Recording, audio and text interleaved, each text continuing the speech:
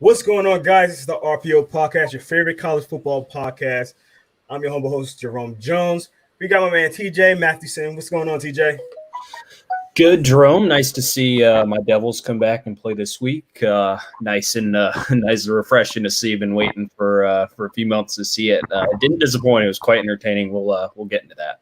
We're going to talk about all three of our teams this week. But Ray, how you feeling right now? I know you on cloud nine right now. I'm good. Again, super busy at work, but football's going well for me right now, so I'm happy about it. Man, yeah, I personally can't say the same. But before we get into all that, because we got a lot to talk about today, let's talk about some breaking news. Now we're going to talk about the first breaking news that literally just came out about 20 minutes ago. Journey Brown just got diagnosed with a heart disease, heart condition. Heart condition. If TJ can kind of say the name again. Oh boy, hypertrophic cardiomyopathy. Myopathy, something like that. Or so around that way. It stinks for him because this is going to be the year he was going to get to prove himself to NFL scouts and be the main guy to replace, after a couple of NFL running backs and Saquon Barkley and Miles Sanders, and instead he now has to call it a career. That's really unfortunate. 2020 continues to take its victims, and unfortunately, Journey Brown is another one. We wish him best health, best possible, but this really stinks. Yeah, it stinks. Somebody that you could tell the guy loved football, and it wasn't easy. It probably wasn't easy news for him to get that news himself. So we wish him the best of luck with his heart condition and whatever he does with his life. Ray, what do you have anything to say about that situation? It's again 2020, man. It just seems like bad news after bad news after more bad news. But like you guys said, hopefully he makes it good with the rest of his life, and his football life doesn't have to be over. Maybe he can get into coaching or something like that. You know what I mean? So we'll see. Definitely. We, like I said, we wish him the best. It's good that he got the news now before something worse could have happened to him. So in that case, try to get some kind of positive message behind the whole thing. He got checked out. Now they are able to monitor his health, and he's able to do what he can do before anything worse possibly could have happened. And like Ray said, life after football, there's other things that could happen for him. He can do coaching. He can go into some maybe management at some point in his career or his life. So just because he can't play on the field don't mean he can't do anything in football. Maybe he's being in media like us. I don't know. Maybe that might be something. You just never know. I mean, I don't know what he goes for, or what his degree is, or what he's seeking as a degree in college. So it doesn't have to end for him completely. I mean, honestly, if he's got health, he's fine. I mean, like, we hear about guys having heart conditions, they don't know it, and then all of a sudden they're just gone because of it.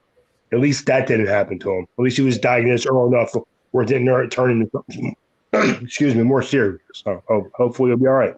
Correct, definitely. So like you guys said, 2020 been hitting us hard. Speaking of 2020, we got our second breaking news, which I thought was going to be our headliner today. But Ohio State and Maryland game has been canceled due to COVID. There have been multiple reports that Maryland has multiple cases of COVID-19, which is canceling the game. I want to know what you guys' reaction to that news, and I want to know how this is going to affect Ohio State going into the playoff push. Well, you gotta hope they don't miss two games, because if they miss two games, then they can't play in the Big 10 title game. But like I said, it's on the Maryland side, not the Ohio State side. So unless there's an outbreak in the Ohio State regime, or I don't know who Ohio State plays next week, they should be okay. It's just a matter of having enough games to qualify for the Big 10, and obviously hope everyone's in good health. But it's not that shocking news, because we're seeing like record cancellations this week, which is not shocking because the country, coincidentally, is also seeing record, like, sky high records of cases, nearly double at the next year's peak of this coronavirus. So it's unfortunate that we won't get to see Justin Fields this week, but hopefully everyone stays healthy and they'll get out there next week. What do you think, Ray? Yeah, my only question is it canceled or is it postponed? Because we all know that LSU, Alabama is not canceled. It's canceled. They say It's canceled. Okay. I wasn't sure. Okay. So how do you think it's going to affect Ohio State, Ray? Again, like TJ said, as long as it's only 1 week, they should be okay. I mean, it's not going to affect them because let's face it, they weren't going to lose to Maryland anyway. Yeah, we'll see what happens. I don't think this affects the resume at all. Like going 6-0 versus 7-0. It's like regardless, they're playing a shortened schedule compared to everyone else. They go undefeated and they look as impressive as they have throughout the rest of the games. Regardless, I don't think it's going to matter at all. Like 1 game is not a problem. 2 games, that's where the problems start. Well, that's what you can't put Ohio State in the playoff if they can't even qualify for their own conference title game because they don't play enough, which would be really the issue.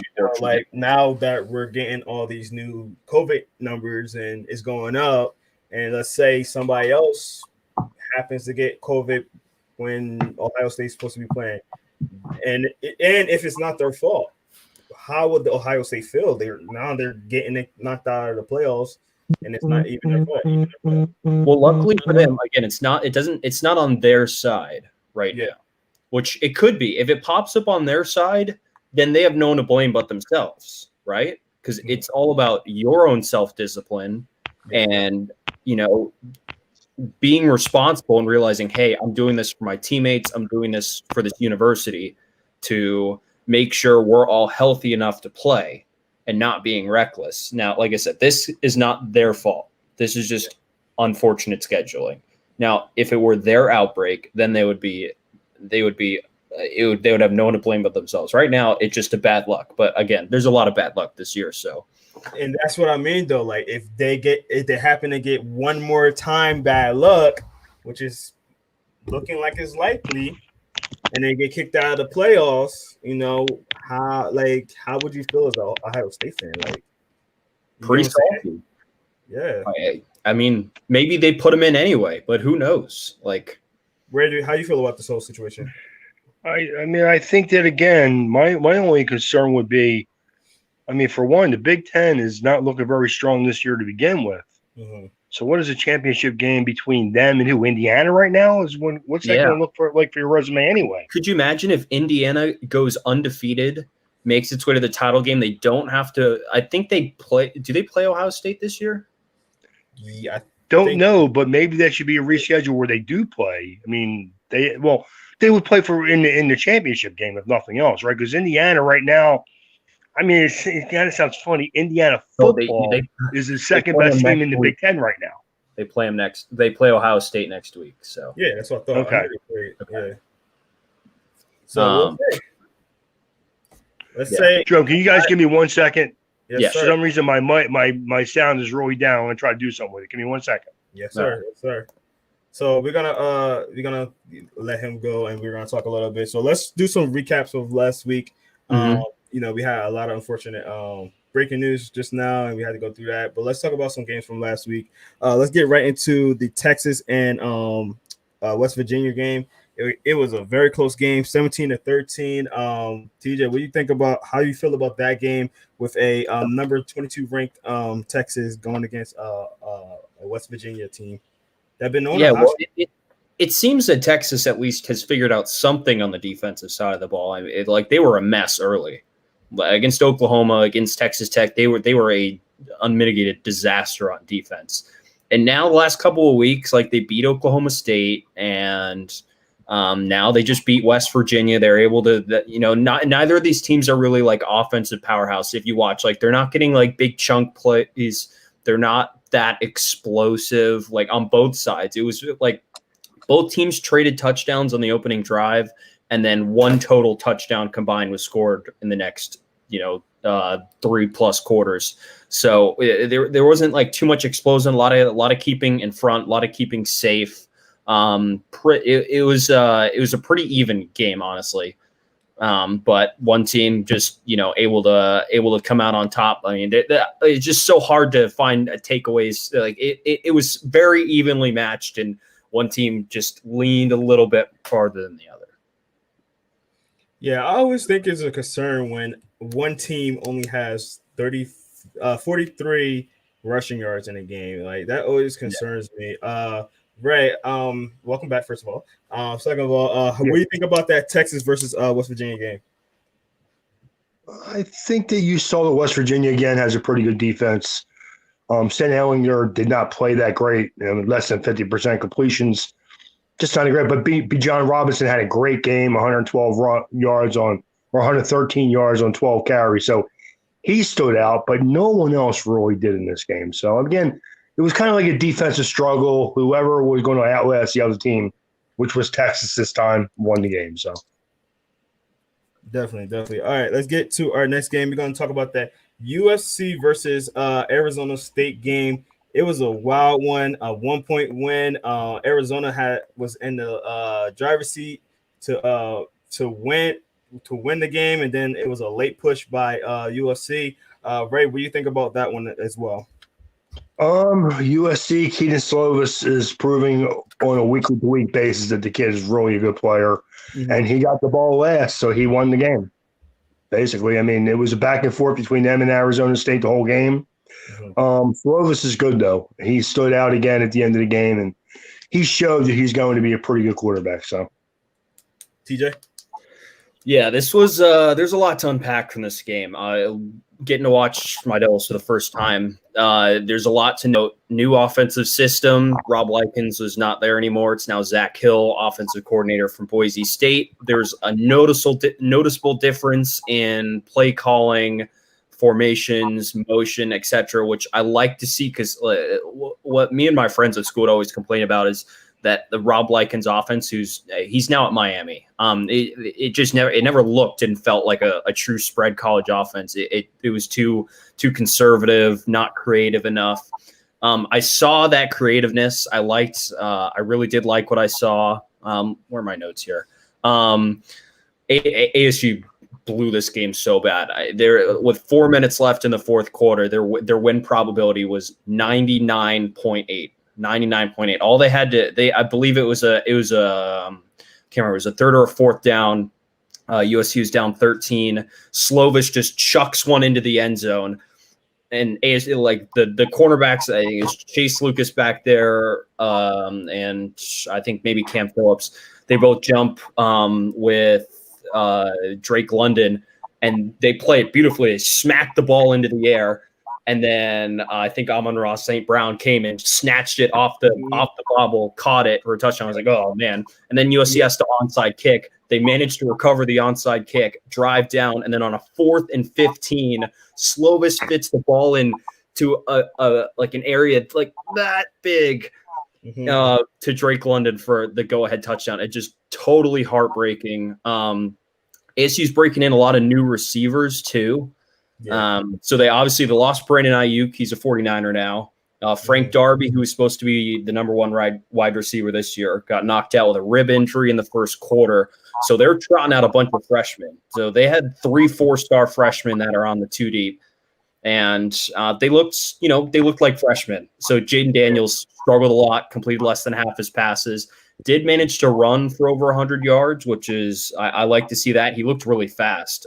Didn't get to see his legs as much last year, but he looked like a definitely a dual threat option. I don't want him running too much because he's a little thin. I'm worried he could get hurt.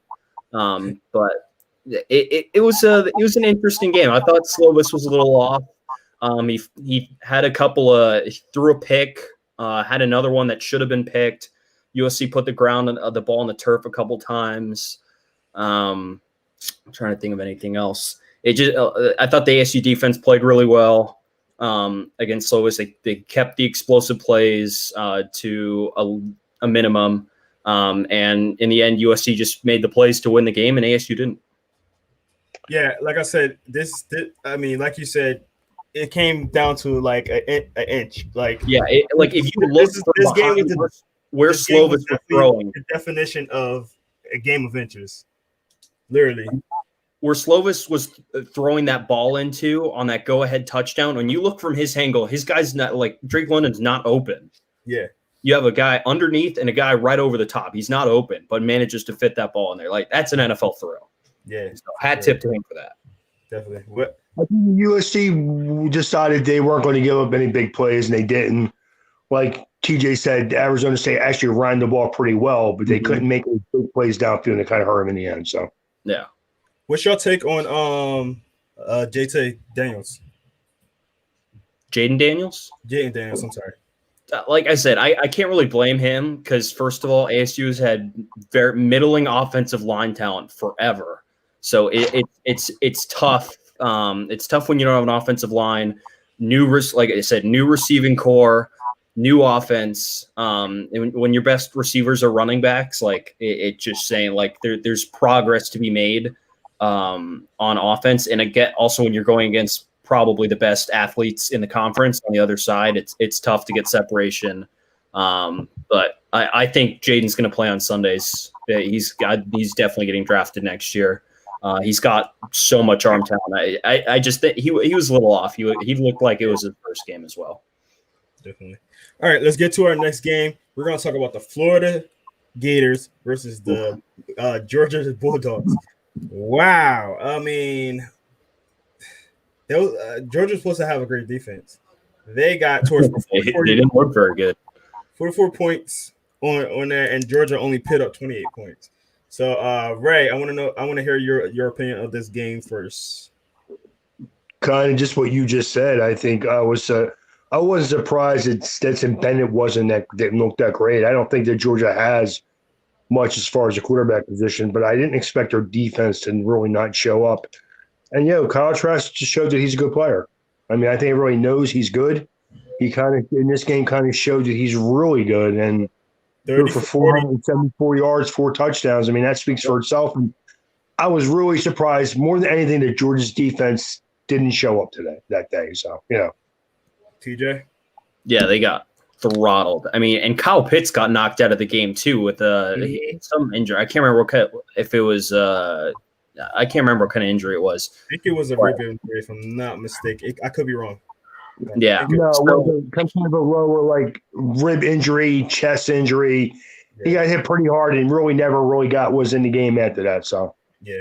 But it didn't really matter. Like, this is supposed to be like Kirby's calling card, and he just got shredded. Are both of you aware of what the line of the quarterbacks, the two Georgia quarterbacks combined, were on Saturday? Yes, 9 of 29. That is bad. That is really bad. I mean, when you need this wasn't a game that Georgia could have afforded to lose. Like, if they beat Alabama, they could have afforded to lose this game, of course. But they had no wiggle room at all, because it was either win this game and you are still the front runner to go to the SEC title game, or you lose and you have no control over it. And now they don't have any control over it. Because they're like, does anyone know what JT Daniels is doing? Is he hurt? I don't think he'll be back this year.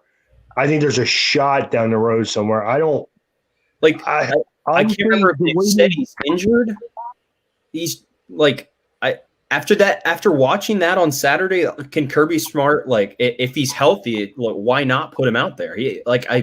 I guess he's not healthy. They just haven't been very clear on it. I said it. I said it in my blog on Monday that letting Justin Fields go, it's going to define him, and unless he makes up for it, which he's clearly not. Mm-hmm. And this is this dude. He has the most talented roster in the country. He's consistently in the top 3. And he's rolling that out at quarterback when all the other coaches, all the other great coaches, have been able to adapt. So let's look at Nick Saban, right? In the middle of a national championship game with Jalen Hurts, a guy who is 26-2 in his career and was 6 seconds from beating Deshaun Watson the year before in the national title. 6 seconds.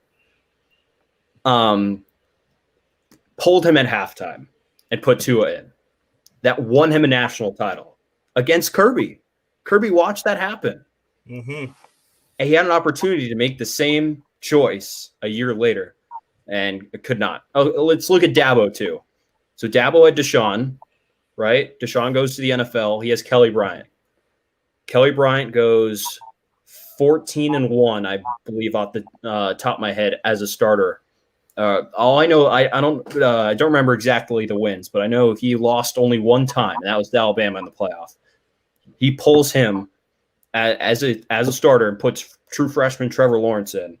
That wins Dabo a national title and maybe one of the greatest teams of all time.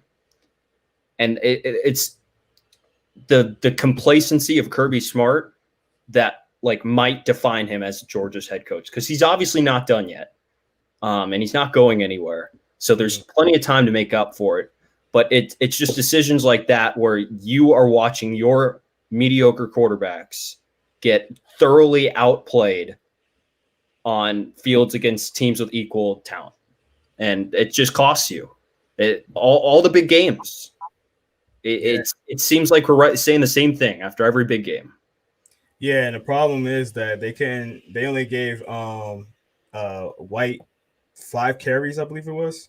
Yeah, because they were playing from behind so much. Yeah, then that's literally their best player they have. So it's like, man, it was a rough game to look at. It was like, what's going on? Everything was going wrong with the Georgia offense. They had to bench Bennett. It was pretty bad. So let's get to our next game, and I want to talk about this game because I feel like we haven't given this team any love in this podcast. Let's talk about them. BYU destroying Boise State. BYU is looking like a team. TJ, what is it about BYU that had them rolling so much? They're 8-0 right now. Man, I'm starting, like, I don't want to jinx them. And I know they haven't even played. I don't believe they have not played a Power 5 team yet. Yeah. It's really hard to make the playoff without playing a Power 5 team. Mm-hmm. Like, straight out, like, obviously no one's ever done that because no non-Power 5 team has ever made the playoff. But this might be as close as we'll get, right? Mm-hmm. I would imagine, because I was thinking, I'm like, okay, so maybe Boise State will come out and they'll lose by 10 points. We know BYU's really good. They'll be a New Year's 6 team. They'll be the group of 5 independent representative in a bowl game. But that looked like that was a slaughter, right? And like Zach Wilson, again, proving he's going to play on Sundays. That dude was, 22 of 28, 360 and 3 touchdowns. Get out of here. That's insane. We don't know how well they would play against a Power 5 team because we won't know until their bowl game. We will not know. And we won't know whether we would have made a mistake putting them in or putting them out of the playoff. But from what I'm seeing, they are as deserving as any Power 5 team. They're so fun to watch. Yeah, if we talk about style points. Yeah, they're style pointing. All right, they are blowing teams out of the water, making it look like they do not deserve on the same field. It's impressive to watch. Definitely. What do you think, Ray? I mean, TJ just said everything. Yeah, Zach Wilson showing that he is an NFL caliber quarterback. Just depends on where he'll be taken. Probably first half of the first round, I would think, somewhere. He shows that his kid has really good arm talent. He really does, and he has good size, very solid athlete. I'm not ready to put him in the top 10 like I've seen some people put him in the top 10 in the draft next year. But between him and Tyler Algier, who had 125 yards on 14 rushes, averaging 8 yards a carry, I mean, their offense is formidable. They're going to compete against everybody on offense. So, definitely. Yeah, Oh, sorry. Go ahead, Jerome. No, go ahead, TJ. I'm just like I keep every time I watch them or I peek their score, I'm just trying to wonder like where is their true ranking? Because we in a normal schedule they would play 2 or 3 Pac-12 teams, and I think a Big 10 team too.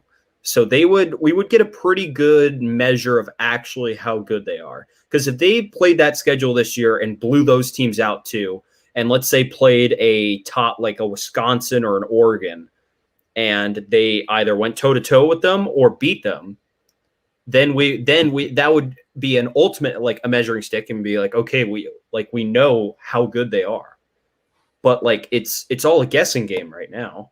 We don't know, and that's what's so intriguing at trying to figure out where to rank them.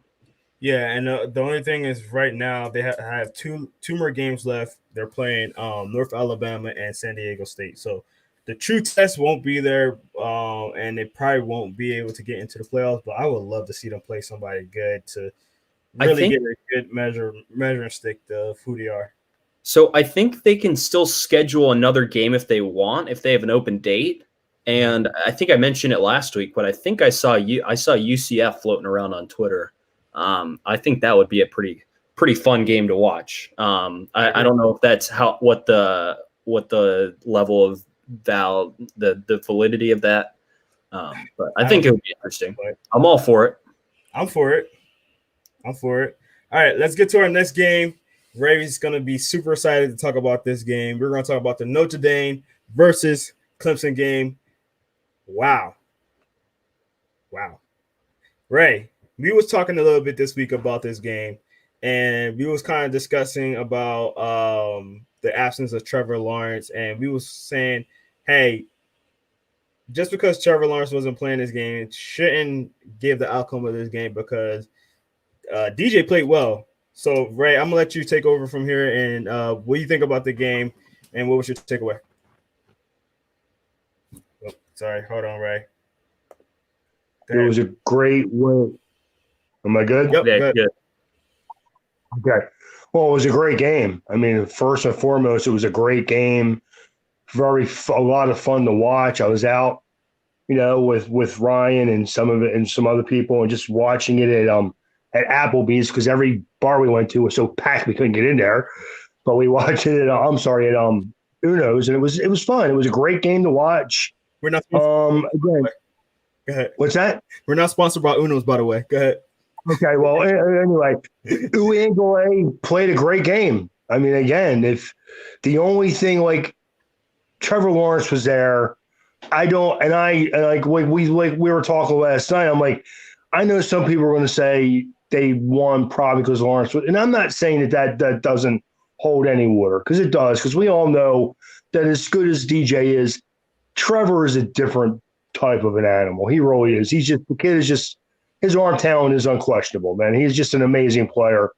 But again, DJ played a great game. Mm-hmm. Didn't turn the ball over. And that was like, if he didn't turn the ball over, I'd be like, yeah, okay, well, now you actually have a story. But he didn't.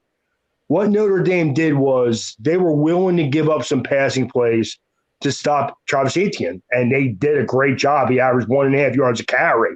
So that really was the game plan. And it almost cost him in the end. Because them big passing plays that DJ that hit almost cost him the game. And I'm not going to get off here before I say Ian Book probably played the best game of his career at Notre Dame. And we've been killing him all year. And I've been right up there at the top of the tree. I've been killing this guy all year. But he played tough, fumble aside in the end zone, which could have really been a turning point of the game, could have been a back breaker. It could have killed him. But he played probably his best game, and to complete them passes that he did after turning the ball over showed you that he's not a great player, but he is a tough kid. He is. So that fumble in the end zone was crazy, though. I was like, how did that happen? That was crazy. But TJ, how you feel about this game? It's so hard to like. It really was just a great game. Like it really was, because like. You say like, oh, Clemson didn't have Trevor. Well, the offense wasn't the problem. No, like it wasn't. Like you said, DJ played really well, and do you know what he did in the fourth quarter? He took them down and put them up a touchdown, like he should, and he did. Clemson, and then you say, oh, well, the Clemson defense then gave up the game tying touchdown. It's like, well, Ian Book played. You said, I agree with you, the best game of his career. I was shocked how well he played. Yep. And again, with the Clemson defense, they gave here's the touchdowns they gave up in regulation. The 65-yard touchdown on the first drive, on the second play of the game to Kyron Williams, and that touchdown drive at the end of the game. That's it. Those are the only touchdowns they gave up. They gave up some field goals. They gave up some yards in the middle of the field. But against the top 4 team, it's pretty good. Man. Clemson lost 3 fumbles. That's probably the biggest stat to look at. Another Travis Etienne fumble. They were trying to do a pitch play, and he looks upfield too quick. It hits the turf. Mm-hmm. There's just so much to digest about this game. I'm just glad how good of a game it was, because I thought if Trevor played, this was a 14, 21-point game. But he didn't, and we got the best game of the year. Now, do I think Notre Dame would beat Clemson if they played again? Probably not. But man, that was a treat to watch. That really was. Touchdown, Jesus blessed. It was definitely a great game. One of the things that I picked up from what you were saying, TJ, also, and something I wanted to discuss was that Travis Etienne been pitting the ball on the ground the last couple of weeks that almost cost him 2 games. And you can't put it on DJ because he played good games.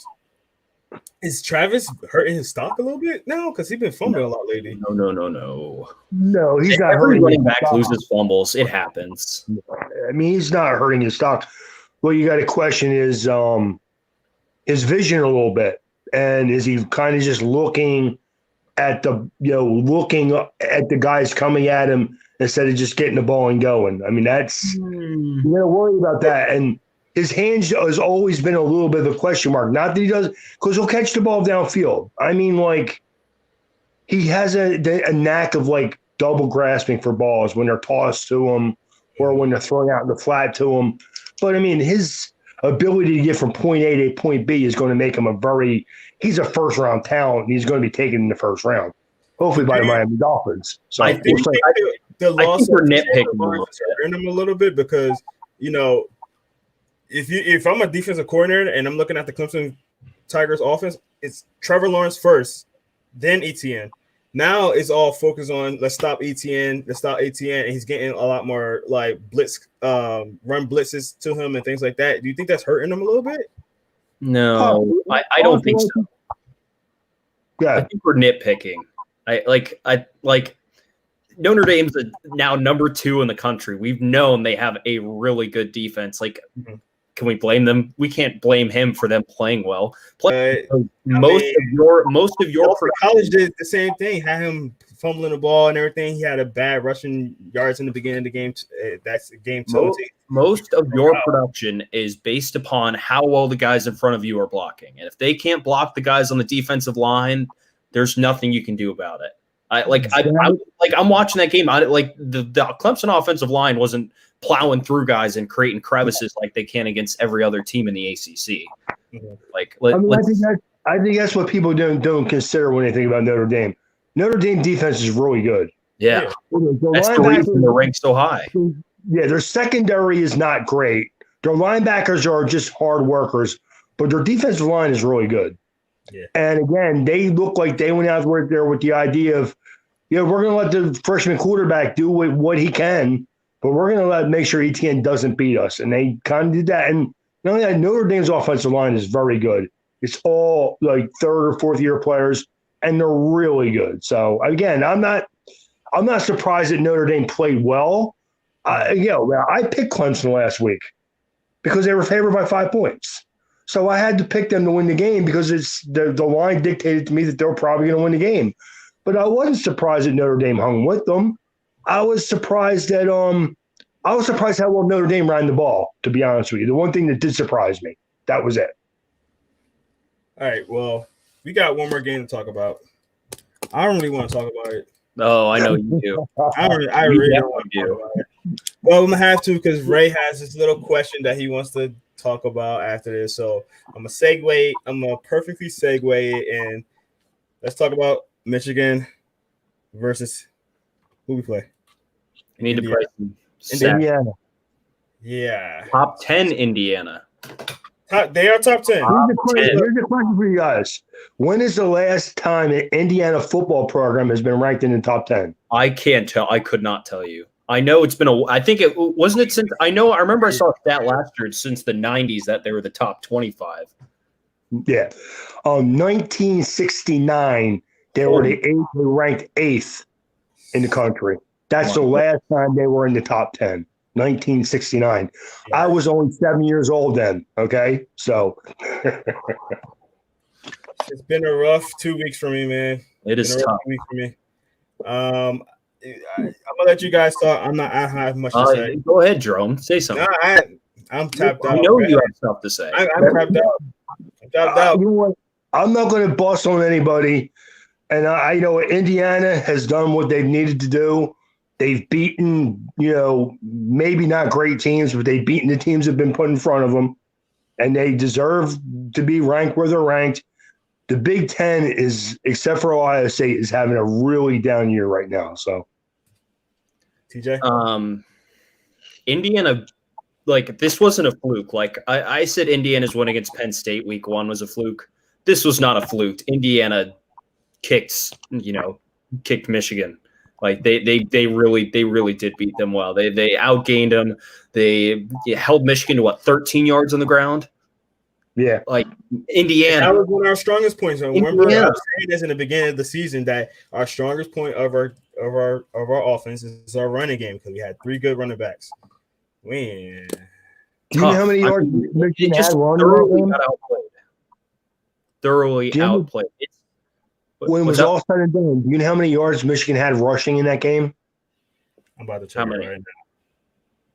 13. Yeah, I know it's super low. Yep, 13. 13 yards for the whole game rushing. Okay, you're telling me Michigan can't run that? I'm gonna give full credit to Indiana, Tom Allen. They have done a fantastic job. But you are Michigan. How are you only running for 13 yards against Indiana? Come on, this is 2 different stratospheres of program. Yeah, I mean, I tell Jerome all the time, I'm never going to be mistaken for a Michigan fan, but I do respect the Big Ten and I respect Michigan, and they didn't play. I mean, that may be one of the worst games I've ever seen them play. To be honest with you, that was worse than the Michigan State game. It was worse than that one. Yeah, it was worse than the Michigan State game. It was by far. Yeah. And I'm always trying to feel optimistic about Jim Harbaugh and how much better he's done than the 2 guys that he preceded, and Rich Rodriguez, Brady Hoke. But I think, again, I keep saying that I think we have unrealistic expectations for Jim Harbaugh when it comes to beating Ohio State, which actually Michigan still leads the all-time series with Ohio State. That's hard to believe. I believe we're still the most winningest team in the. You are.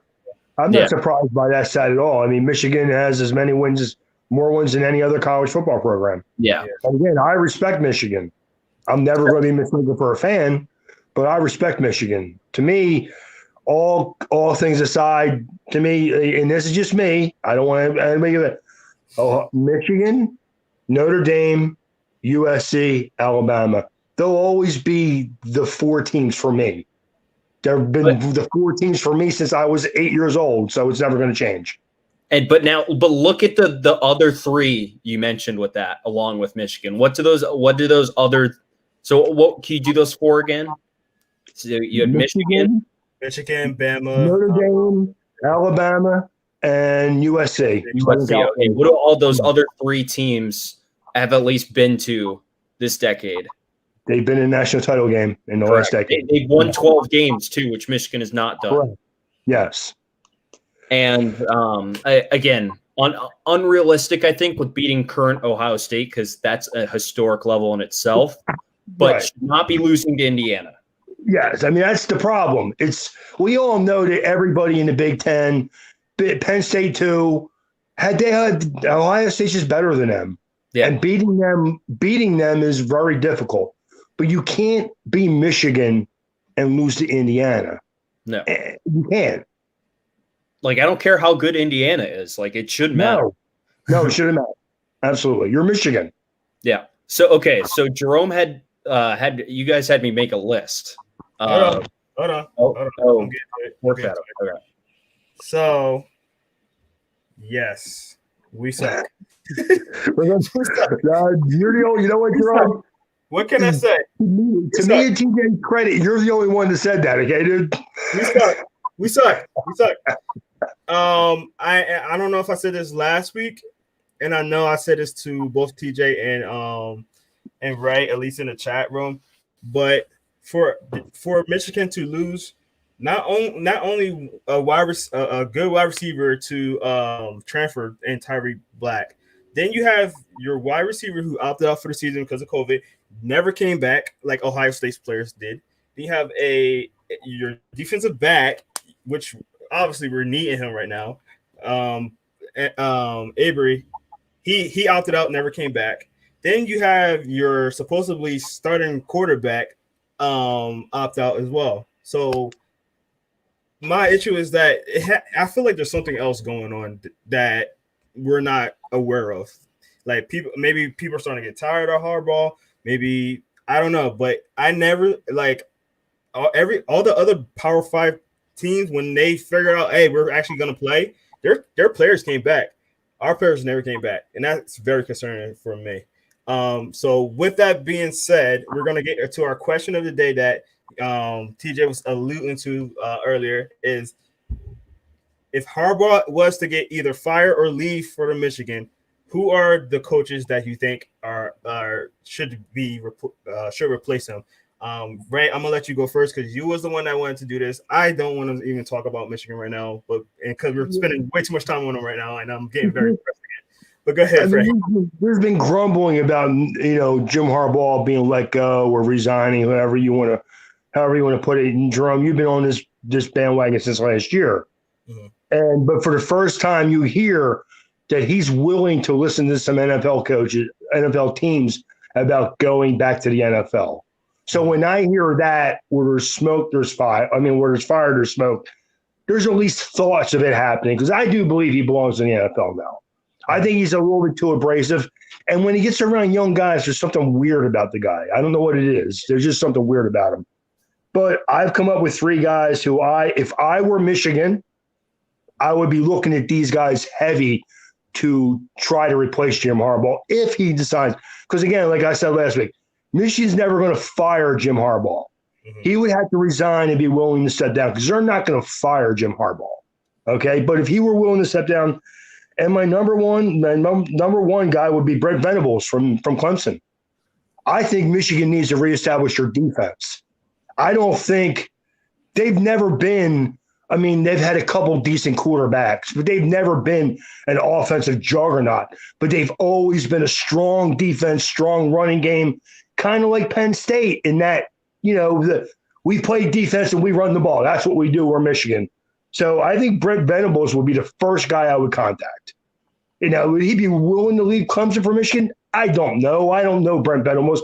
I know he's one of the best defensive coordinators in college football, and he would be the number one person I would call right now. When the season's over and that process, if that process were to start, he's my number one guy. And my second guy is Clark Lee from Notre Dame. Again, a guy that recruits well. People seem to like him. Very strong defensive coordinator, has really taken Notre Dame's defense the last 3 years and made them one of the best college defenses in college football. And now here's my third guy, and this is if I want to go the offensive route, I want to bring some good quarterbacks. It's going to be Joe Brady, the offensive coordinator for Carolina, who was at LSU last year. He's a guy, if I get him, I'll have quarterbacks who will actually listen about coming to Michigan. So that's my 3 guys. Well, I love that list. Totally different. I thought we were going to have some of the same people, but totally different. I love it. So I think Joe Brady's going to be an NFL head coach. I think some owner is going to open up his checkbook and give him $11 million a year in the NFL. I agree with you. The NFL, because I think if he wanted to stay in college, he would have taken an offensive coordinator role or a head coaching role in college somewhere instead of going to the Panthers. So here's my list. I love Venables though. I was thinking the same route as you with defense. Okay, who's a good defensive coach? How about Luke Fickell at Cincinnati? They're number 6 right now. He's right off the Ohio State tree. Spent 14 years there. Goes to Cincinnati, 4-win season his first year, and he's won 11 games back-to-back years. I mean, at Cincinnati, right? Goes there, and he has had a top 10 team at Cincinnati 2 years in a row, and now 3 years in a row. So I think that's a great option. It's a cheaper option, definitely, than Venables, because Venables, I think, how much does Venables make at Clemson? He makes more than most head coaches do, I'm pretty sure, in terms of finances, because I know athletic departments are pretty strapped for cash this year, and the combination of potentially buying out Harbaugh and buying out your next coach to come here might be a little tricky. So that's why I thought Fickell, he's a little cheaper. I think he makes about $2 million at Cincinnati. Who's the next one? Tony Elliott at Clemson. So you went defensive coordinator at Clemson. I went offensive coordinator because in today's NFL, you mentioned defense, star quarterbacks get it done. He's had star quarterbacks, all right. He's going to have now 3 in a row. He's now had 3 in a row with Deshaun Watson, Trevor Lawrence, and Uiagalelei, which not saying that Michigan's going to recruit those guys, but he could recruit, along that path. So that's number 2. And then the guy who took over for Scott Frost at UCF, Josh Heupel, I think. He's 25-6. He's been better than, not better than Scott Frost, but 25-6 since taking over. His offenses are dynamic, and they light up the American. So that's my 3 options. I love all 6 options we had. I think they would all be a great fit, and a little bit more college oriented than Jim Harbaugh.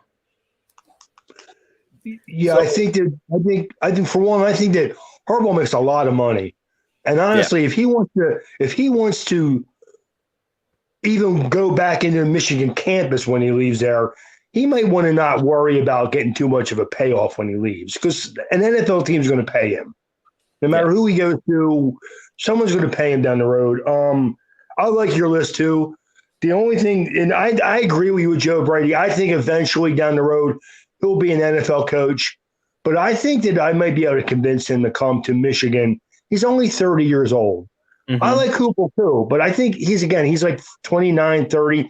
They're a little young to be an NFL head coach. Mm-hmm. Hey, they're going that route in the NFL right now, though. You see Cliff Kingsbury was, I think he was 33. 33? Yeah. Sean Bay was 32.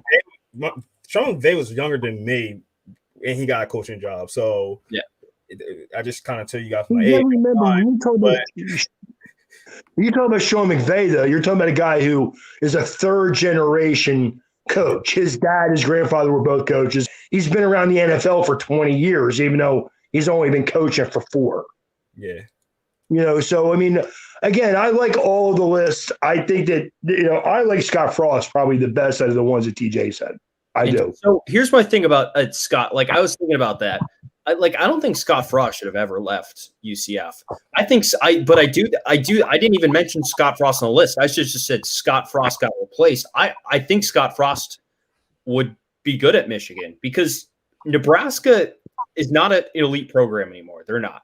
They are on the 2nd or 3rd tier of programs, and Michigan is on the bottom of the 1st tier. So I think that would be good too. But yeah, who knows? The only thing I would say is that I'm not sure if Jim Harbaugh's not there no more, I'm not sure if Michigan's going to really give up Don Brown like that. And I think that for us to have a defensive-minded coach, I think that Don Brown will have to be out of there for sure. So I'm not sure how the organization feel about Don Brown, because they love that guy. So I'm not sure what they're going to do with him. Like, are they going to get rid of both? And that's like almost, completely. I mean, I don't know. I don't know a lot about Don Brown. I just think that if you were to bring in Venables or Lee, he could work with those guys. I think that would work, and you could keep him as an assistant coach somewhere. If I was Michigan, Clark Lee and Venables. Venables would be my first option. Clark Lee would be my second option. If I were a Michigan fan, I want to reestablish my defensive side of the ball. I mean, offense is pretty, but it's just pretty. It's not Michigan. Yeah. Michigan's not a pretty team. They're a physical, fast, aggressive defensive team. At least the Michigan teams that I've seen that have won. Definitely.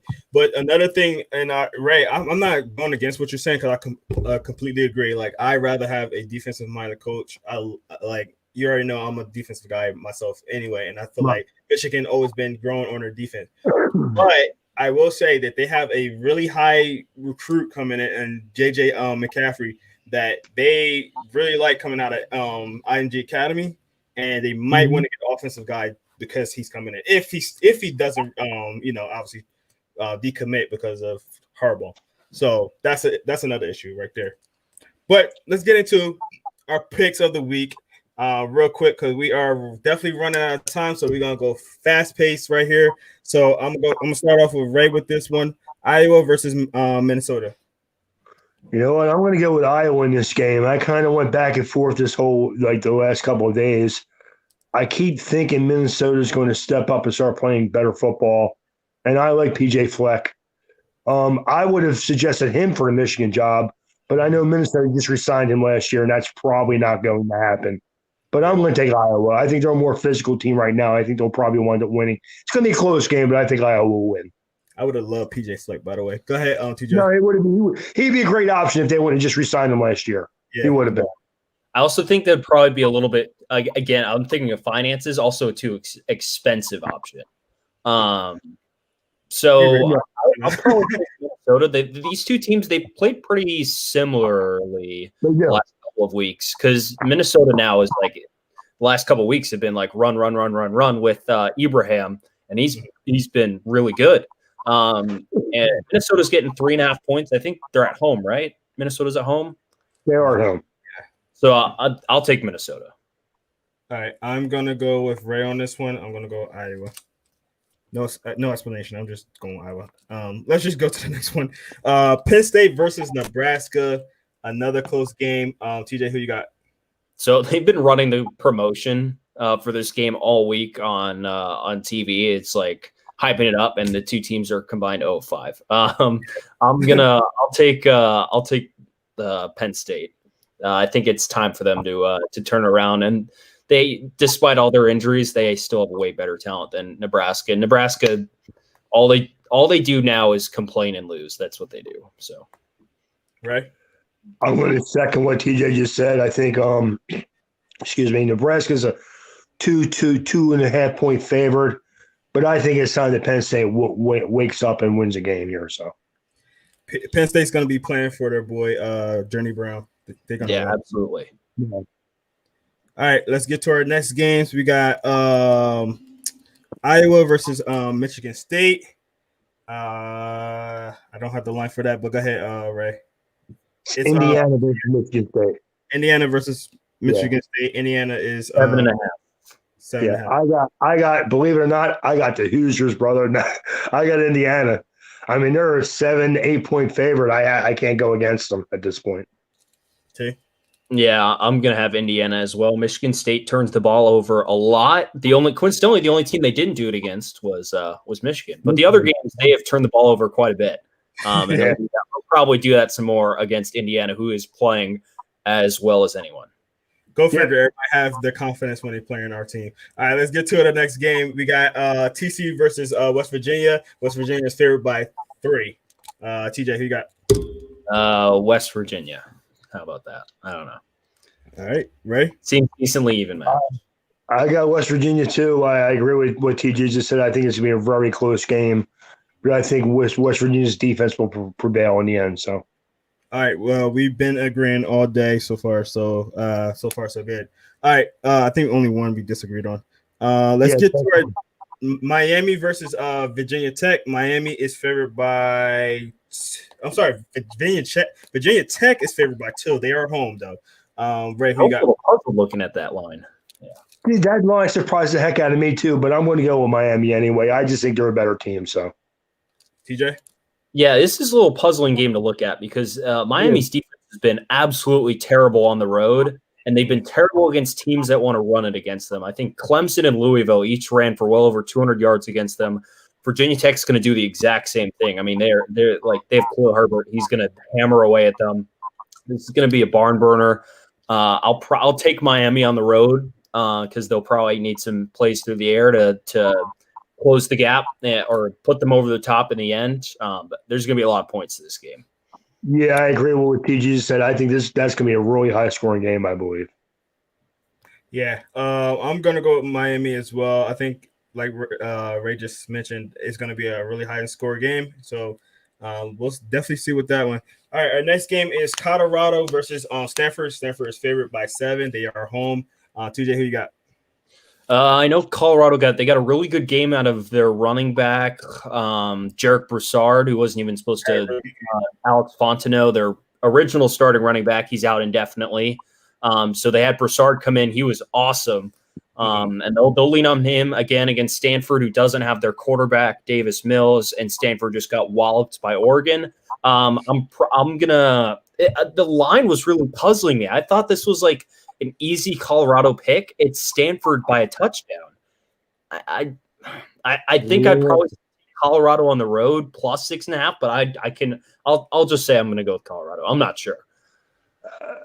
I'm going to go with Stanford to win the game. I mean, I think it'll be close. I still think the Stanford has a little bit more talent than Colorado. And I was as puzzled by the line as you are, TJ. I didn't understand. I thought Stanford would be favored, but I thought maybe 3.5. The fact that they're favored by 7, I can't go against them to lose the game. I can't, so. Definitely. I'm actually gonna not go for Stanford simply because I was getting burnt by Stanford all last year. I think I picked them almost every game that I had them versus, and it was just burning me all last year. So I'm gonna go Colorado. I like how they look. They look a lot very impressive in their game last week. So I'm going Colorado right there. All right, let's get to our next game, and there's only one reason why I'm not saying this game. Alabama versus LSU game. It's actually postponed. Yes. So we're actually going to skip that because I forgot that was postponed. So let's get to our next game. Oregon versus Washington. The line. Washington State. So Oregon is favored by 10. Yeah. I think this is a slam dunk easy Oregon pick. I mean, the talent levels of recruiting for Oregon, which recruits in the top 10, versus Washington State, who recruits probably amongst the worst of the Power 5. Right. I'm going to go with Oregon too. I mean, the line tells me Oregon wins the game, so I'll go there. Yeah. I mean, even before that line swing, because that line definitely swung. It was a lot closer. I think it was like only a 3-point line on Monday, which is weird. Like, it's not weird. Yeah, it was really close. That's why I put it down. For Oregon versus Washington State? Yeah. Well, yeah. I don't know why. It was very close. All right. So, it definitely swung. So I'm gonna take Oregon. I'm gonna take Oregon no matter what. So let's just go right in there. All right. Now we got Northwestern versus Purdue. TJ, who you got? I'll take Northwestern. They played really well this year. Yeah. Their pass defense has been really good. I know Purdue's quarterback has also been pretty good. But I'll take Northwestern. Right. I agree with TJ. I got Northwestern. I think they're just a more physical team, a better defensive team. Purdue has been too up and down.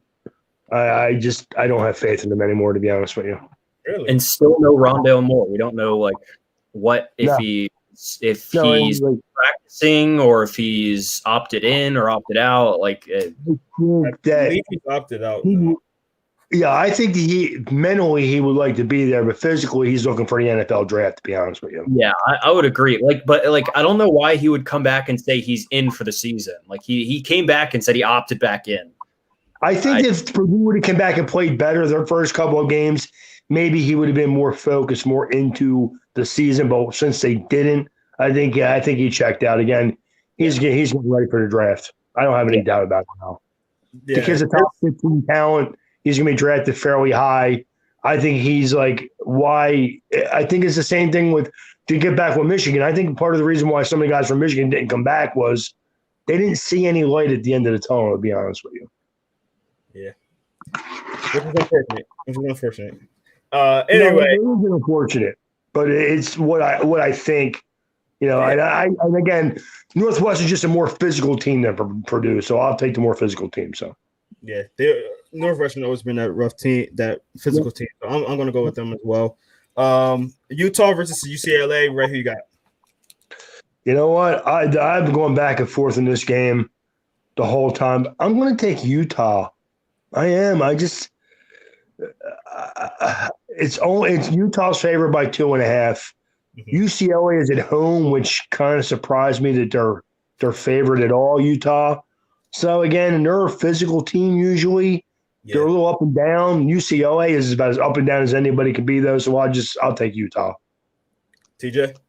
Yeah, this one's so puzzling because we don't know how many guys – so this game got moved from Friday to Saturday.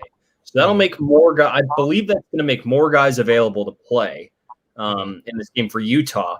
But I have no idea how Utah is going to look because they lost most of their guys from their team last year who was in the top 10, almost in the playoff, right? Tyler Huntley, Zach Moss, all those great defensive players. Like I have no idea how they're going to look. Like, and we saw UCLA last week. They looked like, an epitome of Chip Kelly at UCLA. I mean, they got blasted early, stormed back, didn't have enough to get over the top and beat Colorado.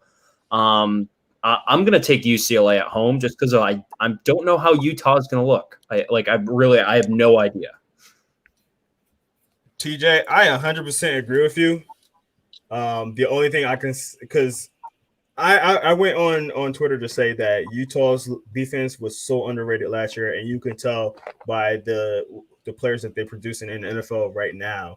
They're looking really good as rookies. So I was always a huge – fan of the Utah defense, and I'm very concerned about are they going to be able to produce now with all those missing pieces, including Zach Moss, which was a big part of their offense last year. But I can't trust UCLA. I'm going to go with Ray on this one. I'm going to go to Utah. Yeah, at least they spend $5 million on feeding their team. At least they have that.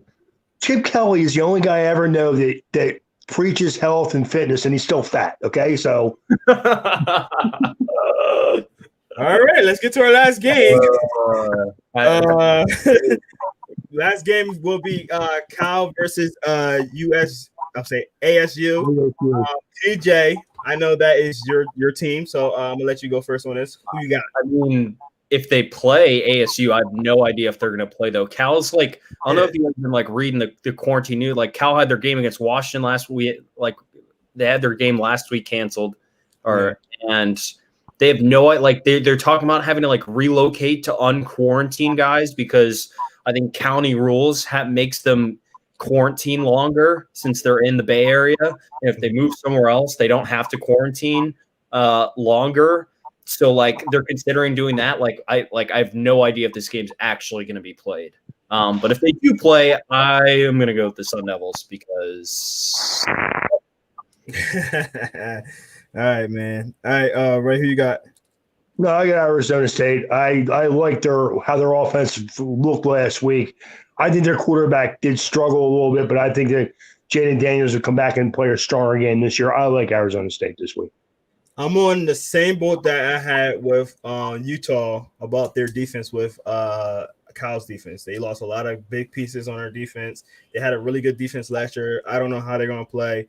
And they're playing a team that already played in a tight game. I'm going to go with Arizona State as well. I wanted to say this. I like DeMonte Trayanum. Their running back had a really good game last week, and the kid is a player. And I think that he's going to open some eyes this week against a suspect defense, I believe. So yeah, he is going to be good. They snatched him right out from Ohio. I mean, he was an Ohio State recruit, and he was being recruited there, and they snatched him right away. I mean, 7 yards of carry, 2 touchdowns. I like the kid. Yeah, me too.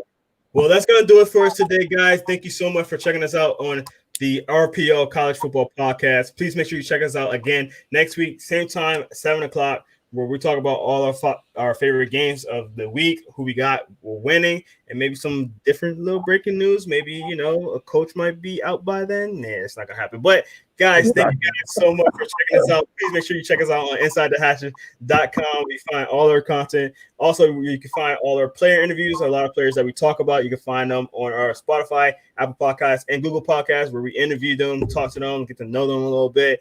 Please make sure you check that out at Inside the Hatches. Search on Apple Podcasts, Google Podcasts, and Spotify.